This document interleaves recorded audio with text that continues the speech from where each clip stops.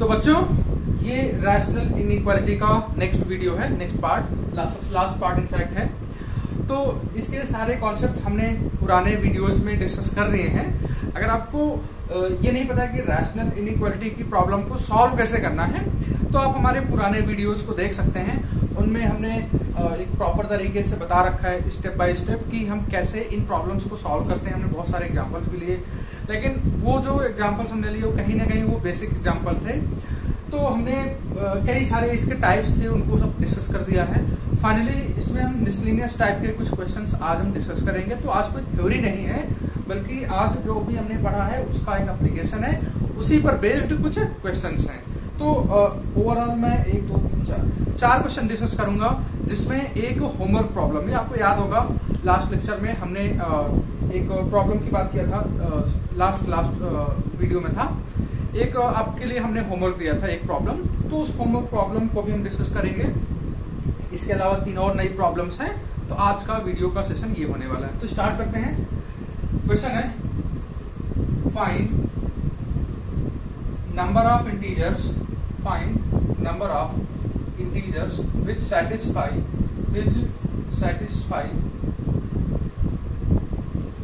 number 1 question x square minus 8x plus 4 in one bracket, in another bracket x square minus 4x plus 8 is less than or equals 0। ठीक है, find number of integers which satisfy this inequality. आपको याद होगा कि हम इस type की problem को करते कैसे हैं। तो क्या तरीका होता है, ऑल्दो क्वेश्चन की लैंग्वेज यहाँ पर डिफर है। इसके पहले जो क्वेश्चन की लैंग्वेज हम लिखते थे, सिंपल लिखते थे सॉल्व का क्या मतलब हुआ कि एक्स की वैल्यू, एक्स की बेस सभी वो सारी वैल्यूज को फाइंड करना जो कि उस पर्टिकुलर इनइक्वालिटी मतलब ये जो रिलेशन गिवन होता है लेस देन 0 ग्रेटर देन 0, इन सबको इनइक्वालिटी बोलेंगे। तो उस इनइक्वालिटी को सॉल्व करने वाले सारी वैल्यूज को हम बोलते हैं सोल्यूशन। अब नंबर ऑफ इंटीजर की बात करें तो जितने भी सोल्यूशंस आ रहे हैं, जरूरी नहीं कि जो सोल्यूशंस आ रहे हैं वो सारे के सारे इंटीजर्स ही हों। कई बार होता है नॉन इंटीजर भी आते हैं, इंटीजर भी आते हैं। तो इस पर्टिकुलर प्रॉब्लम में हमें सिर्फ इंटीजर की बात करनी है। ठीक है, कितने इंटीजर्स आ रहे हैं जो इसको सेटिस्फाई कर रहे हैं। अब ऐसा नहीं कि आप पूरा गिनते चले जाओगे, 1 रखोगे, 0 रखोगे, 2 रखोगे, 3 रखोगे, 4 रखोगे, इसी तरीके से माइनस में रखोगे, माइनस और -2। तो ये सही तरीका नहीं है। ऐसे में एक हमें पता नहीं चल पाएगा कि कितना हमें आगे तक ले जाना है, कितना पीछे तक ले जाना है। तो हमें करना क्या होता है, इस टाइप की प्रॉब्लम में सॉल्व ही करना होता है। तो सिंपली सॉल्व करते हैं। तो 2 क्वाड्रेटिक है। क्वाड्रेटिक के बारे में हमने लास्ट लेक्चर में डिस्कस किया था कि सबसे पहले ए और डी की चेक करेंगे। तो इस वाले ब्रैकेट की अगर हम बात करें तो ए इसका 1 है, डी कितना आ रहा है 8 का square minus 4 into 1 into 4 64 minus 16 which is positive. यानी कि ये जो क्वाड्रेटिक है ये तो फैक्टराइज होने लायक है।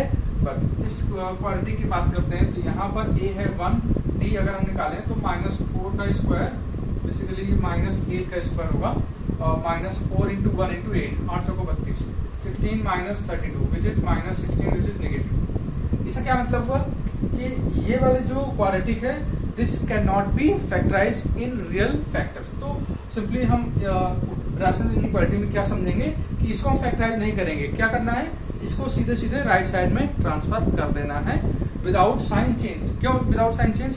क्योंकि ये जो क्वाड्रेटिक है हमेशा पॉजिटिव रहने वाली। हमेशा पॉजिटिव का क्या मतलब है, इसमें जो आप याद करो एक्स स्क्वायर प्लस 4 हमने एग्जाम्पल लिया था। अब इसमें आप क्या रखो, x को 1 रखो, 2 रखो, -1 रखो, -10 रखो, हर बार ओवरऑल जो रिजल्ट है वो पॉजिटिव आने वाला है। तो एग्जैक्टली क्या आएगा वो तो रखने पे पता चलेगा, वो जो भी वैल्यू हम यहाँ पे सब्स्टिट्यूट करेंगे। बट इतना हम श्योर है कि जो भी नंबर आएगा वो पॉजिटिव आएगा।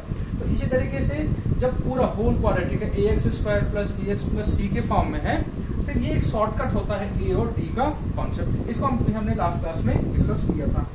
तो इस बेसिस पर ये वाला जो फैक्टर है इसको आप लिख दीजिए राइट साइड। तो आपके पास क्या बचेगा, सिर्फ और सिर्फ यही बचेगा ना x square minus 8x plus 4 this quantity is less than और इक्वल्स 0। अब क्या करना है, इसको फैक्टराइज करना होता है। तो कर लीजिए फैक्टराइज। स्प्लिटिंग मेथड से तो होगा नहीं, फिर हमें क्या करना पड़ेगा, इसको फैक्टराइज करने के लिए हमें यूज करना पड़ेगा क्वाड्रेटिक फार्मूला। तो सबसे पहले क्या करना होगा, इसके रूट निकालने होंगे, इस क्वाड्रेटिक के दोनों रूट्स को फाइंड करना होगा, उसके बाद ये फैक्टराइज हो जाएगा। कैसे रूट निकालते हैं, क्वाड्रेटिक फार्मूला आपको याद होगा, minus b plus minus under root b square minus 4a square जो फार्मूला है आपने 10th में सीखा होगा, वही आप यहाँ लगा दीजिए। x is equal to 8 plus minus under root 8x by 64 minus 4 को 16 whole division by 2 into 1। Overall कितना आएगा, 8 प्लस माइनस, इसमें आप क्या कॉमन ले सकते हो, पूरा 16 ही कॉमन ले सकते हो। तो 16 कॉमन लिया, बाहर 4 आएगा, वो लिख देते हैं, बचेगा क्या, यहाँ 4 में से क्या 3, तो 4 रूट 3 अपॉन 2, तो 2 डिवाइड कर दो तो 4 प्लस माइनस 2 रूट 3, इस तरीके से 2 रूट 3 दो वैल्यूज हमें मिल गई। अब इन सबको मैं हटा देता हूं और फाइनली इसको मैं यहां लिख देता हूं, x square minus 8x plus 4 less than और इक्वल 0। अगली लाइन में इसको हमने लिखा x माइनस एक रूट कितना है, 4 प्लस 2 रूट 3, 4 प्लस 2 रूट 3 आप लिख दो। दूसरा रूट कितना है, 4 माइनस 2 रूट 3, यस ऐसा लिख दो। This whole quantity is less than और इक्वल 0। देखिए बच्चों, आप हमेशा ध्यान रखो कि जब हम क्रिटिकल पॉइंट निकालते हैं तो जरूरी नहीं है कि वो इंटीजर ही आए। इसके पहले जो हम प्रॉब्लम ले रहे थे वो सिंपल जानबूझ के ले रहे थे क्योंकि हमें कॉन्सेप्ट समझना था, तो वहां पे जो क्रिटिकल पॉइंट्स आ रहे थे वो इंटीजर थे, लेकिन ऐसा होना हर बार जरूरी नहीं है।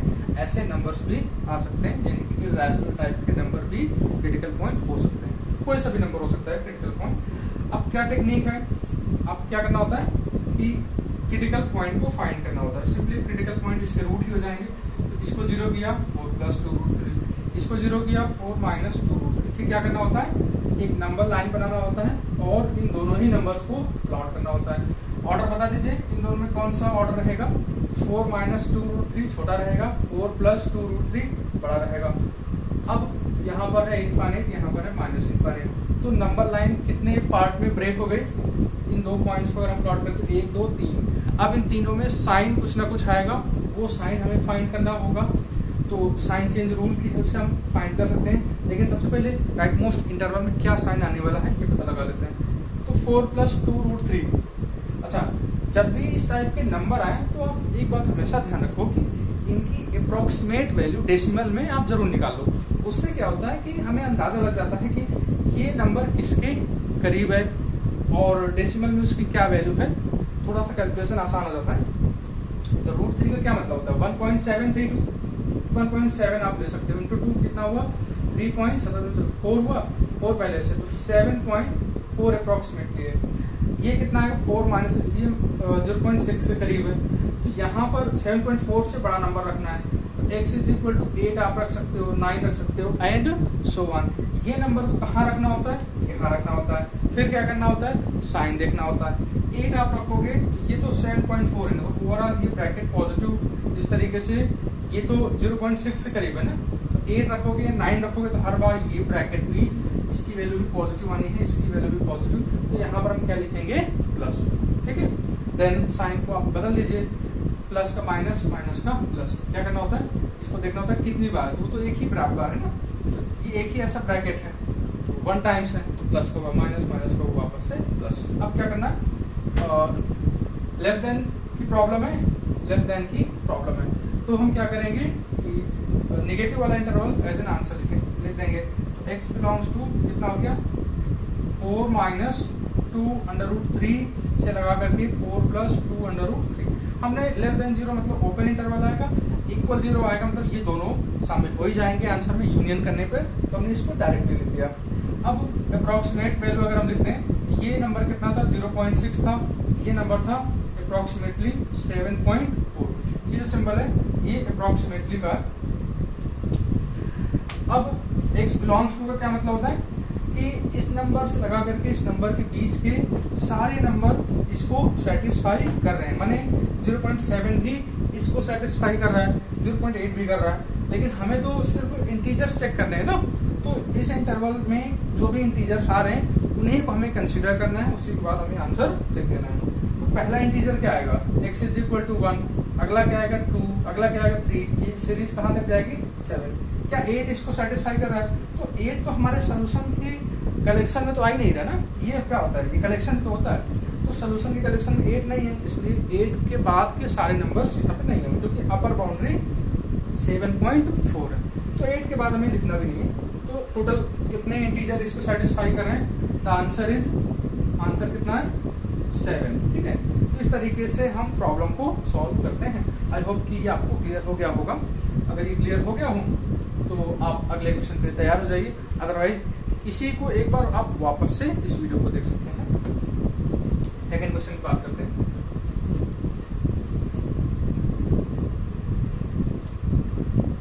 तो सेकेंड क्वेश्चन को मैं बोर्ड में लिख देता हूँ। 1/x³ - 1 इज ग्रेटर देन 0, और सेकेंड है एंड, अच्छा ये दोनों ही पार्ट है, दोनों, एक ये रिलेशन, एक ये इनइक्वालिटी, इक्वल का साइन है, -4 than less than symbol 7 - 2x than less than symbol 8। इस प्रॉब्लम को सॉल्व करना है। क्या सॉल्व करने, क्वेश्चन क्या था बेसिकली कि नंबर ऑफ इंटीजर फाइंड करना था जो ये प्रॉब्लम को सेटिस्फाई करें, जो इन इनइक्वालिटीज को सेटिस्फाई करें। यहाँ पे दो इनइक्वालिटी हैं, तो इन दोनों को हम सॉल्व करेंगे अलग अलग, दोनों को सेटिस्फाई करना चाहिए, माने हमें वो कॉमन वैल्यू फाइंड करनी है तो दोनों को सेटिस्फाई करेगा, अर्थात इंटरसेक्शन। आपको याद होगा इंटरसेक्शन का हमने कॉन्सेप्ट डिस्कस किया था इंटरवल वाले उसमें लेक्चर में। तो बेसिकली हमें इसको सॉल्व करना है, इसको सॉल्व करना है, दोनों का इंटरसेक्शन लेना है। इसको कैसे सॉल्व करेंगे? फैक्टर मेथड से। x³ - 1 है, इसको हम क्या लिख सकते हैं, x - 1 एक ब्रैकेट में x² + x + 1 दूसरे ब्रैकेट में ग्रेटर देन और इक्वल 0। ठीक है, एंड का मतलब इंटरसेक्शन हुआ। इसको भी हम सॉल्व करेंगे बाद में, फिलहाल हम इसको सॉल्व करने जा रहे हैं। तो इसमें आप a और d के बारे में बताइए, क्योंकि फैक्टराइज है या नहीं, फैक्टराइज जो क्वाड्रेटिक है वो फैक्टराइज होगी या नहीं, उसके लिए हमें a और d की हेल्प लेनी पड़ती है। अगर d पॉजिटिव है तभी वो फैक्टराइज होगी, तभी उसको आपको फैक्टराइज करना है। d अगर नेगेटिव आ गया तो उसको फैक्टराइज नहीं करना है, सीधे वो एक पॉजिटिव नंबर होगा, राइट साइड आपको ट्रांसफर कर देना है। तो a1 तो राइट साइड, क्योंकि वो हमेशा पॉजिटिव रहेगा। +1 का होल स्क्वायर -4 × 1 × 1 -3 आ गया। तो a है पॉजिटिव, d है नेगेटिव, इसका मतलब x² + x + 1 is a positive number. ठीक है, तो ये कंक्लूजन है कि अगर a पॉजिटिव और d नेगेटिव हो तो क्वाड्रेटिक हमेशा पॉजिटिव होती है। तो ये हमेशा ही पॉजिटिव रहने वाला है, यानी इससे कोई क्रिटिकल पॉइंट नहीं मिलेगा। इसको ट्रांसफर कर दीजिए राइट साइड में 1/x - 1, तो साइन तो बदलेगा नहीं क्योंकि ये पॉजिटिव नंबर है। तो बच्चों बेसिकली होता क्या है, ये कुछ ऐसा है, अगर यहाँ पे 2 लिखा हो तो भी आपको अगली लाइन में क्या करना है, इस 2 को राइट साइड ट्रांसफर कर देना है। 3 लिखा है तो भी करना है। अगर 1/2 लिखा है, यानी कि कोई भी पॉजिटिव नंबर लिखा है तो उसको राइट साइड ट्रांसफर करना ही करना है। नेगेटिव नंबर लिखा है तो भी करना है, बट उसमें क्या ध्यान रखना है, जब नेगेटिव नंबर को ट्रांसफर करेंगे राइट साइड में तो उसमें साइन चेंज हो जाता है। जैसे ये ग्रेटर देन का सिंबल है तो ये लेस देन और इक्वल टू 0 के सिंबल में कन्वर्ट हो जाएगा। ओके, तो ये हमने बात कर लिया। अब इसको आप सॉल्व करिए। इसको आगे कैसे सॉल्व करना है, क्रिटिकल पॉइंट मेथड से। तो क्रिटिकल पॉइंट यहाँ पे क्या है 1, क्रिटिकल पॉइंट क्या है 1, यहाँ पे क्या आएगा प्लस, यहाँ पे क्या आएगा माइनस। तो सबसे पहले ग्रेटर देन 0 की का पार्ट है, तो ग्रेटर देन 0 का पार्ट 1 से इनफाइनाइट यूनियन। क्या ये कभी इक्वल 0 हो सकता है? ये जो पार्ट है क्या ये कभी इक्वल 0 हो सकता है क्या? The answer is no. क्यों? इसको आप भेजो राइट साइड तो 1 = 0 आ गया ना, तो यहाँ से कोई x की वैल्यू नहीं आ रही। आप ऐसे समझो कि अगर हम x की यहाँ कोई भी वैल्यू रखेंगे तो ये डिनोमिनेटर ही पार्ट कुछ ना कुछ बनता रहेगा, कभी भी ओवरऑल 0 नहीं आ पाएगा। तो इसलिए यहाँ पर x की कोई भी वैल्यू नहीं आएगी। तो इसके 2 पार्ट हैं, एक तो ग्रेटर देन 0 होना चाहिए या ये इक्वल 0 हो, दोनों में से कोई सा भी एक हो सकता है, ये दोनों भी हो सकते हैं। तो दोनों के सोल्यूशन का हम यूनियन करते हैं। तो यूनियन में यहाँ पे तो कुछ आया नहीं, इसलिए अब यूनियन करने की जरूरत नहीं है। ठीक है, आप या इसको ऐसे समझ सकते हो, ये न्यूमरेटर में होता तो यहाँ क्लोज इंटरवल आता, या ये डिनोमिनेटर में है तो यहाँ पर ओपन इंटरवल ही आने वाला था। तो ये पहले पार्ट का हो गया। अभी प्रॉब्लम सॉल्व नहीं हुई, अभी आपको ये वाले पार्ट को भी सॉल्व करना है। ओके, तो कैसे सॉल्व करना है, 7 माइनस 2x, ये -4 से ग्रेटर है और लेस देन 8 है। तो सबसे पहले आप क्या करो, 7 को सब्ट्रैक्ट कर दो। इसको भी हमने पहले वाले लेक्चर में डिस्कस किया था, आपको याद होगा, रैशनल इनइक्वालिटी का जो पार्ट 1 है उसमें हमने इसको डिस्कस किया था, इस टाइप की प्रॉब्लम को कैसे सॉल्व करना है। तो 7 सब्ट्रैक्शन कर दो, इधर -11 आ गया ना, इधर कितना आ गया -2, 7 को घटाना है, 8 माइनस 7 कितना आ गया 1, ठीक। अब क्या करना है, -2 को डिवाइड करना है, डिवाइड -2 ऑल साइड। यहाँ पे 3 साइड है, 1 2 3, तो तीनों में डिवाइड करना है, 2 होते हैं तो सिर्फ 2 में डिवाइड करना है। नेगेटिव नंबर से डिवाइड कर रहे हैं, इसका मतलब है साइन बदलने वाला है। तो ये कितना हो गया -11/-2, ये केवल x बचेगा, ये 1/-2। अब ये जो लेस देन का सिंबल है इसको हमें ग्रेटर देन में चेंज कर देना है, यहाँ भी ग्रेटर में चेंज कर देना है। ओवरऑल ये कितना हो गया 11/2, ये कितना हो गया x, ये कितना हो गया -1/2। आप इसको ऐसे लिख दो, ये जो छोटा नंबर है इसको हम पहले लिख देते हैं, -1/2, जो बड़ा नंबर है इसको बाद में लिख देते हैं। समझने के पॉइंट ऑफ व्यू से ये जो 11/2 है ये बेसिकली 5.5 के इक्वल है, ये -8.5 के इक्वल है, ताकि जो इंटरसेक्शन हमें लेना है उसको लेने में आसानी रहे। इसको हम इंटरवल फॉर्म में चेंज कर देते हैं, -1/2 से 11/2, -0.5 से 5.5, ऐसा हो गया। अब आप बताओ कि इन दोनों का इंटरसेक्शन क्या आने वाला है, आप सोच लीजिए, फिर उसके बाद जो मैं बोलूंगा उससे आप अपने आप को मैच करिएगा। तो इंटरसेक्शन का मतलब क्या होता है, कॉमन। कॉमन का मतलब क्या होगा कि एक कलेक्शन ये है, एक कलेक्शन ये, जितने भी नंबर दोनों में आ रहे होंगे that will be the answer of intersection. Okay, तो यहाँ पर इस कलेक्शन में 1 के बाद से सारे नंबर शुरू होंगे, इनफाइनाइट तक जाएंगे। इसमें 0.5 के बाद से नंबर शुरू होंगे लेकिन सिर्फ 5.5 तक जाएंगे। तो कॉमन नंबर इस यहाँ के बाद से शुरू होंगे ना, तो हम इसको ऐसे लिखते हैं, x बिलोंग्स टू 1 से शुरू होगा और नंबर कहाँ तक जाएगा 5.5 तक ये जाएगा, ठीक है। अब हमें क्या निकालना था, आपको याद होगा, हमें निकालना था कितने इंटीजर इसको सेटिस्फाई कर रहे हैं। तो इस इंटरवल में फाइनली ये तो उसका आंसर आ गया, सोल्यूशन आ गया, लेकिन हमें पूछा क्या गया था, नंबर ऑफ इंटीजर। ये सोल्यूशन तो आ गया, इन दोनों का इंटरसेक्शन या इन दोनों का कॉमन सोल्यूशन आ गया ये, लेकिन अब हमें निकालना क्या, नंबर ऑफ इंटीजर। तो इसमें कौन कौन से इंटीजर पड़ रहे हैं, तो आप चेक करो, 2 3 4 और 5, तो 1 2 3 4। तो इसका आंसर क्या आ गया, इसका आंसर आ गया सिंपली 4। इसका आंसर हम क्या देंगे 4। वो कौन कौन से इंटीजर ये पता लगाना, तो वो होंगे 2 3 4 और 5। आप चाहो तो एक्स्ट्रा, अगर आपको और अच्छे से समझना है और डीप में समझना है, इसमें एक नंबर आप उठाओ और उसको इन दोनों में चेक करो। अब फॉर एग्जांपल हमने 2 लिया, 2 इसको सेटिस्फाई कर रहा है ना, 1/2³ - 1, 2³ मतलब 8, 1/8 - 1, ये ओवरऑल 1/7 बनेगा। 2 रखने पर ये क्या बनेगा 1/7, तो 1/7 तो 0 से बड़ा ही है ना। इसी तरीके से इस 2 को आप यहाँ पे रखो, तो ये कितना बना 7 - 2x, तो 7 - 4, तो 3 बन गया ना। 3 तो -4 से 8 के बीच में लाई कर ही रहा है ना, मीनिंग दैट ये जो 2 है ये दोनों को सेटिस्फाई कर रहा है, ये इंटीजर। ऐसे आप 0 को चेक करो, वैसे यहाँ 0 आ नहीं रहा, तो 0 को चेक करते हैं वो सेटिस्फाई करेगा या नहीं करेगा। 0 इसको नहीं कर रहा ना, 0 रखा तो 1/-1 बन जाएगा ना, ये तो ग्रेटर देन और इक्वल 0 नहीं है, इसलिए इस आंसर में आया भी नहीं, आना भी नहीं चाहिए था, क्योंकि 0 सेटिस्फाई नहीं कर रहा।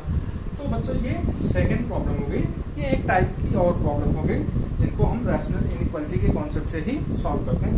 ये थोड़ी सी टफ प्रॉब्लम्स है, बट तो इतनी भी टफ नहीं कि आप इनको समझ ना पाओ या आप इनको कर ना पाओ। आप प्रैक्टिस करोगे तो इस टाइप की प्रॉब्लम आप आसानी से कर पाओगे, ठीक है। तो बच्चों हम थर्ड क्वेश्चन की तरफ चलते हैं। क्वेश्चन का थर्ड पार्ट, क्वेश्चन तो सेम ही था, नंबर ऑफ इंटीजर, कितने इंटीजर्स हैं जो इनइक्वालिटी को सेटिस्फाई कर रहे हैं। तीसरी इनइक्वालिटी लिख लेते हैं पहले तो,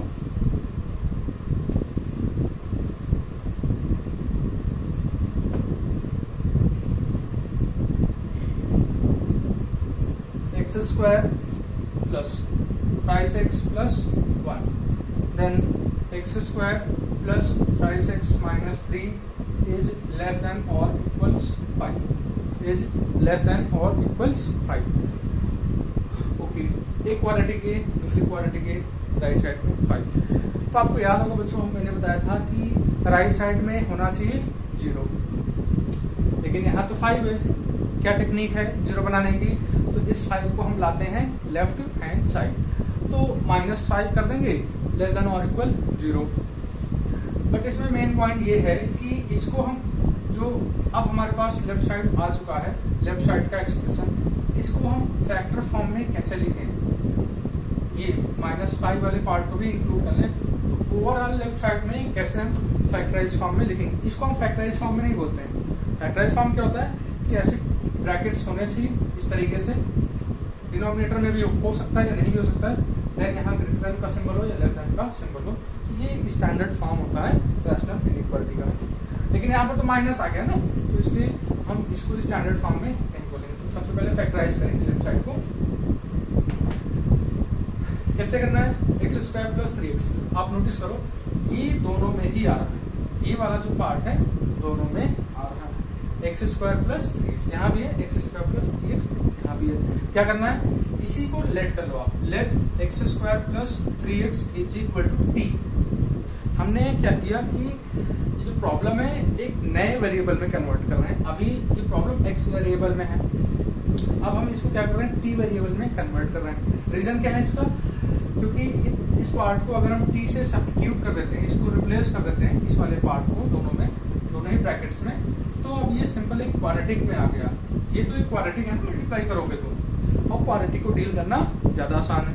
बजाय इससे कि इन दोनों को आप मल्टीप्लाई करो तो थोड़ा लेंदी एक्सप्रेशन बन जाएगा और उनको सॉल्व करना थोड़ा सा डिफिकल्ट पड़ेगा। चलिए इसको हम अब सॉल्व करते हैं, मल्टीप्लाई करते हैं। सबसे पहले तो हमने t² किया, -3t + t -3 -5 लेस देन और इक्वल 0। ये हो गया आपका t² -2t -8 लेस देन और इक्वल 0। अब स्प्लिटिंग मेथड आप यूज करो, यहाँ -8 है तो 4 और 2, 4 -2 2 और 4 9 8, ये हो गया। ओवरऑल हो गया t -4 t + 2 is less than और इक्वल 0। इस तरीके से हमने इसको कर लिया फैक्टराइज। लेकिन आंसर आपको t में तो देना नहीं है, आंसर आपको किस में देना है? x में देना है। तो इस t को वापस से किस में चेंज करना पड़ेगा? x वेरिएबल में ही चेंज करना पड़ेगा। ये आपको ध्यान रखना है, क्योंकि जब हमसे ये पूछा गया कि फाइंड नंबर ऑफ इंटीजर्स, तो ये ऑब्वियस सी बात है कि वो नंबर ऑफ इंटीजर वो x की वैल्यूज, t की वैल्यूज नहीं। इसको हम सॉल्व करेंगे यहाँ के बाद तो वो t में आंसर आएगा, बट हमें x में आंसर चाहिए।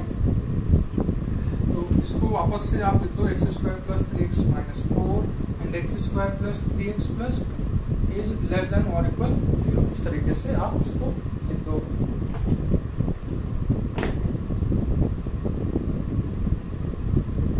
अब क्या करना है? d चेक करना है, आपको d चेक करना पड़ेगा। तो दोनों का d पॉजिटिव आ रहा है, तो इसलिए सीधा सीधा फैक्टराइज हो जाएगा। ये तो ऑब्वियस बात है, वो तो दिख जाता है। d ही आप चेक करने पर फोकस किया करो। 3² - 4 × 1 × -4, बेसिकली ये प्लस में आ रहा है ना, 4 × 4 = 25 प्लस में आ रहा है। इसका d भी चेक कर लेते हैं, 9 हो गया। b² क्या होता है फार्मूला? b² - 4ac -4 ×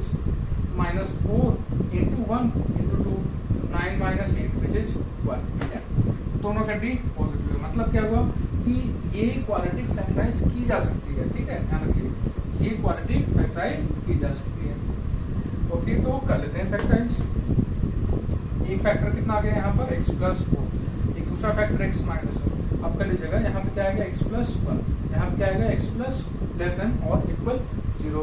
बात करें क्रिटिकल पॉइंट की, तो क्रिटिकल पॉइंट यहाँ से मिलेगा -4, यहाँ से मिलेगा 1, यहाँ से मिलेगा -1, यहाँ से मिलेगा -2। तो ऐसे 1 2 3 4 क्रिटिकल पॉइंट हमें मिल गए। अब क्या करना है? इनको नंबर लाइन में प्लॉट करना है और फिर साइन चेंज देख लेना है कहाँ पे होगा, कैसे होगा। -4 -2 -1 1। ठीक है, ये आपका हो गया ऑर्डर। तो सबसे पहले यहाँ पे प्लस आएगा। 1 से बड़ा कोई भी नंबर आप रखोगे तो हर एक ब्रैकेट क्या आएगा? पॉजिटिव आ जाएगा ना। आप देख लो, 2 रखो ये 6 हो गया पॉजिटिव, 2 रखो ये पॉजिटिव, 2 + 1 ये भी पॉजिटिव, 2 + 2 ये भी हो गया पॉजिटिव। तो यहाँ पे प्लस आ गया, देन वापस से माइनस प्लस फिर माइनस फिर प्लस। क्यों सीधे सीधे बदल गया? क्योंकि हर एक जो क्रिटिकल पॉइंट है ये कितने टाइम्स आया अब हम ऐसे समझेंगे, ठीक है। लास्ट लेक्चर के अकॉर्डिंग हर एक क्रिटिकल पॉइंट एक बार आया है, यानी कि ऑड नंबर ऑफ टाइम्स आया है। ऑड नंबर ऑफ टाइम्स में क्या होता है कि साइन बदल जाता है। ऑड नंबर ऑफ टाइम में क्या होता है, ये जो साइन हमने लिखा है जब इस जंक्शन को पार करेंगे, इसे ये पूरा इंटरवल हो गया, ये दूसरा इंटरवल हो गया, ये सिंबल ये साइन बदल करके प्लस माइनस में कन्वर्ट हो जाएगा। ऐसे ही -1 का अकरेंस भी एक बार है, केवल इसी ब्रैकेट से है, इससे बदल जाएगा एंड सो। अब लेस देन की प्रॉब्लम है, प्रॉब्लम किसकी है, लेस देन की। तो नेगेटिव इंटरवल्स आंसर होंगे इसके सोल्यूशन होंगे। अभी आंसर हमारा आया है, तो एक तो ये पार्ट हुआ -4 से -2 यूनियन -1 से 1 यूनियन। इसको हमें इक्वल 0 करना होगा, क्योंकि यहाँ पर लेस देन और इक्वल है ना, तो दोनों है। हमने ये अभी लेस देन का किया, या आप इसको ऐसे समझो कि ये वाला जो पार्ट है ये लेस देन 0 का है, और जो हम अलग से लिखने वाले हैं इक्वल 0 किया तो ये वाले फैक्टर से -4 आएगा, इस वाले से आएगा 1 -1 और -2। इनको भी आप शामिल कर दो तो कितना हो गया, x बिलोंग्स टू ये जो ओपन इंटरवल है ये क्लोज इंटरवल में कन्वर्ट हो गया। ये सिंपली कितना आ गया, -4 देन -2 -1 देन 1। फाइनली ये आपका सोल्यूशन हो गया। बट आंसर निकालने के लिए हमें इसमें इंटीजर्स चेक करने पड़ेंगे। तो ये एक पार्ट हो गया। ओके, नंबर ऑफ इंटीजर की बात हो रही थी, तो आप बताइए इसमें कितने इंटीजर्स हैं, आप काउंट करके देख लीजिए। -1 से 1 में कौन कौन से आएंगे, -1 आएगा, 0 आएगा, 1 आएगा। यहाँ पे कौन से आएंगे, -4 -3 और -2। आपको क्या करना है, नंबर ऑफ इंटीजर फाइंड करने में, तो आप देख लीजिए सबसे छोटा इंटीजर कौन है, फिर आप बढ़ाते चले जाइए, सबसे लास्ट वाला इंटीजर कौन है, फिर इनके बीच में कितने हैं, आप या तो खुद से काउंट कर लीजिए मैन्युअली, या सब्ट्रैक्शन मेथड यूज कर लीजिए। सब्ट्रैक्शन मेथड क्या होता है, लेट्स से हमने इसको लिखा कुछ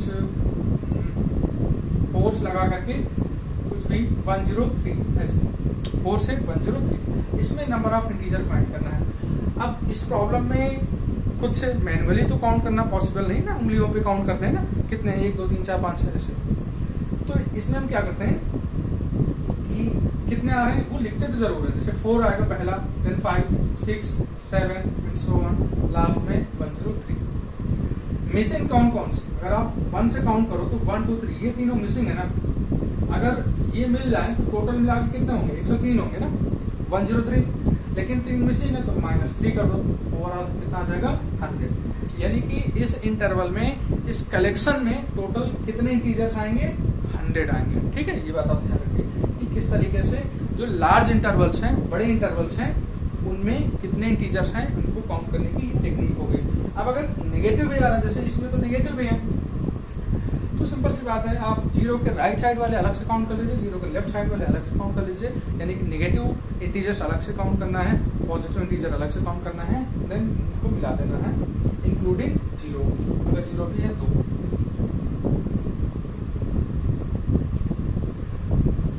ओके, तो आप देख लीजिए कितना आ रहा है आंसर, 6 आ गया। ये आंसर इस 3 से आंसर इसका कितना आ गया, 6।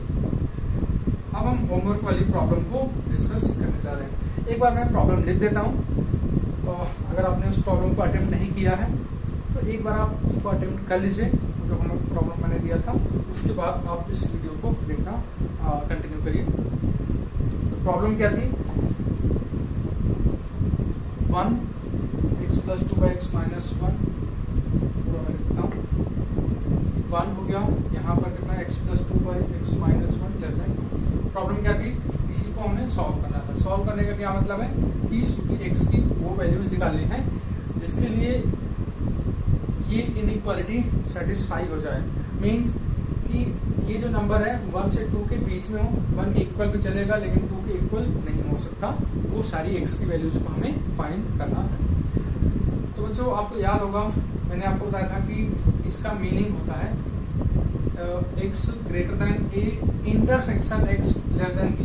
मीनिंग कि ये जो 3 पार्ट में इनइक्वालिटी है, 3 साइड में इनइक्वालिटी है, इसको हम 2 पार्ट में स्प्लिट कर सकते हैं इस तरीके से, जिसका एक पार्ट होगा x ग्रेटर देन a, दूसरा पार्ट होगा x लेस देन b। यानी इसको हमें सॉल्व करना है अलग से, इसको अलग से सॉल्व करना है और फिर इनका इंटरसेक्शन निकाल लेना है। तो सेम कॉन्सेप्ट आपको यहाँ पर भी अप्लाई करना है। अगर आप हमारे जो वीडियोस हैं उनको रेगुलर देख रहे हैं तो आपको इसमें प्रॉब्लम नहीं आ रही होगी। तो x plus two by x minus one greater than और इक्वल वन, और इसको हम लिखेंगे x plus two by x minus one. इसको हम ऐसे समझें कि जो बीच वाला नंबर ये वन से तो बड़ा होगा या वन के इक्वल होगा, लेकिन ये टू से छोटा होगा, तो इसको हम बोलते हैं इंटरसेक्शन, या फिर एंड बोल देते हैं कई बार। इंटरसेक्शन आप कह लीजिए, या ये सिंबल लगा दीजिए, या फिर एंड ही इसको लिख दीजिए। कैसे सॉल्व करना है अब इस वाले पार्ट को, तो सिंपली वन को लाइए लेफ्ट साइड में और सब्ट्रैक्शन हो जाएगा ये ग्रेटर देन और इक्वल जीरो। एलसीएम ले लीजिए x plus two minus x plus one upon x minus one greater than और इक्वल जीरो। एक्स एक्स खत्म, three by x minus one. अब ये नंबर हमेशा पॉजिटिव है, थ्री है, एक पॉजिटिव नंबर है, हिट दीजिए राइट साइड, कोई फर्क नहीं पड़ेगा, एक्स माइनस वन। अब क्या करना है, इसको इसका नंबर लाइन प्लॉट निकालना है, वन प्लस माइनस। अब ये इनइक्वालिटी जीरो तो हो नहीं सकती, आज से हमने ऐसा एक प्रॉब्लम किया है, तो सिंपली क्या करना है कि ओपन इंटरवल वाला पार्ट आपको लिख देना है, x belongs to greater than zero है ना, तो पॉजिटिव वाला पार्ट ही आएगा वन से इनफाइनाइट। तो ये कलेक्शन नंबर वन हुआ, ठीक है। अब हम इस वाले की बात करते हैं, इस वाले को कैसे सॉल्व करना है, इसमें वही करना है कि टू को लाना है लेफ्ट साइड में, x plus two by x minus one minus two less than zero. LCM x plus two minus twice x plus two whole divided by x minus one less than zero. इसका subtraction हुआ कितना, minus x plus four बन गया, x minus one हो गया less than zero. Critical point यहाँ से क्या आया, एक टू वन आया, और यहाँ से क्या आएगा, फोर आएगा, इधर क्या आएगा माइनस प्लस माइनस। यहाँ पे माइनस के बाद हमने फटाफट क्यों लिख दिया, क्योंकि फोर से बड़ा नंबर आप फाइव रखो, तो ये वाला जो फैक्टर है पॉजिटिव में आ गया, और फाइव यहाँ रखोगे, minus five plus four negative. Overall ये जो साइन लिखते हैं इसको आप समझिए ध्यान से, इसके नीचे x की वैल्यू होती है और इसके ऊपर होता है साइन। इसका साइन जो हम इसके जस्ट ऊपर जो एक्सप्रेशन लिखे हैं, इसको हम क्या बोल सकते हैं, एक्सप्रेशन फंक्शन बोल दीजिए, या एक आप क्या बोल सकते हो इसको, x का फंक्शन ही बोल दो। इसमें जब आप x की वैल्यू सब्स्टिट्यूट करोगे तो उसका साइन क्या आएगा, उसकी वैल्यू का साइन क्या आएगा, वो यहाँ पे हम ऐसे लिखते हैं प्लस में या माइनस। तो वही हमने लिखा, फोर से बड़ा नंबर रखने पर नेगेटिव। अब हमें क्या करना है, अब लेस देन जीरो की प्रॉब्लम है, लेस देन जीरो लिखा है ना, इसका मतलब नेगेटिव वाले पार्ट आएंगे। तो एक तो आ गया माइनस इन्फिनिटी से वन यूनियन फोर से इन्फिनिटी, ठीक है, ये हो गया दूसरा कंडीशन। तो इस पार्ट को हमने सॉल्व किया, इस वाले को, इसका आंसर ये आया। इस वाले पार्ट को सॉल्व किया, इसका आंसर ये आ गया। अब क्या करना है, इन दोनों का इंटरसेक्शन लेना है। इंटरसेक्शन का मतलब क्या हुआ कि ये जो दो कलेक्शंस हुए, एक ये पूरा मिला के कलेक्शन हुआ, एक ये पूरा कलेक्शन मिला के ये पूरा हुआ, इनमें कितने नंबर कॉमन हैं, कौन कौन से नंबर कॉमन, कितने तो बोलना मुश्किल है क्योंकि इनफाइनाइट ही होंगे, लेकिन कौन कौन से नंबर कहाँ से कहाँ तक है ये हम जरूर बता सकते हैं। इंटरवल के फॉर्म में हम जरूर बता सकते हैं कि कौन कौन से नंबर कॉमन है। तो आई होप अब तक आपने सोच लिया होगा कि इन दोनों ही कलेक्शंस में, इन दोनों सेट ऑफ और इसमें कौन कौन से नंबर कॉमन है। तो टेक्निक क्या है, आप इसको इस शॉर्टकट को समझो। सबसे पहले इसको आप इसके साथ चेक करो, इस कलेक्शन को इसके साथ चेक करो, क्या इसमें कॉमन है कुछ, नो, इसमें कॉमन नहीं। आपको देखो इसके और इसके ये पूरा मिला के एक कलेक्शन, ठीक है, ये पूरा मिला करके दूसरा कलेक्शन। तो ऐसा नहीं कि आप इन दोनों के बीच में कॉमन ढूंढने लग जाओ, ऐसा नहीं होगा, ठीक है। इन दोनों के बीच ये और पूरा मिला करके इनके बीच में कॉमन हमें देखना, तो इसके बीच तो कुछ कॉमन मिला नहीं, इन दोनों के बीच में हम चेक कर लेते हैं, वन से इनफाइनाइट, टू से इनफाइनाइट, कौन से नंबर कॉमन होंगे। वन से जस्ट बड़ा नंबर आप सोच के देखिए, 1.5 मान लीजिए हमने लिया, 1.5 तो यहाँ नहीं है ना, तो 1.5 तो कॉमन नहीं हुआ। 2 कॉमन है नहीं, 3 कॉमन है नहीं, कौन सा नंबर अगला कॉमन होगा, 4 से जस्ट बड़ा वाला नंबर, 4 से जस्ट बड़ा नंबर, जैसे 4.2 है, यहाँ भी आ रहा है, यहाँ भी आ रहा है, ये 1 से इनफाइनाइट तक का कलेक्शन है ना, तो 4 के बाद के सारे नंबर्स होंगे कॉमन। तो फाइनली आंसर आएगा x बिलोंग्स टू 4 से इनफाइनाइट। तो ये आपका हो गया उस होमवर्क प्रॉब्लम का फाइनल आंसर। तो बच्चों थैंक यू आपका वीडियो देखने के लिए, और आप लोग इतने पेशेंस से इस वीडियो को देखते रहे, इसके लिए भी मोस्ट वेलकम। और वीडियो को शेयर कर दिया करिए, अपने दोस्तों को बताइए हमारे चैनल के बारे में। और अगले क्लास में हम दूसरा टॉपिक लेके आएंगे। Bye bye.